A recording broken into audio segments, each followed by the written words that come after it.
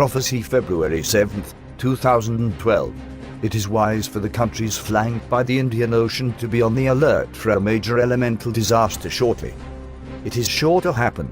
The Lord Jesus Christ, who reveals these events, is beseeching mankind to repent of our sins and turn to Him for eternal salvation. Fulfillment. April 7, 2012.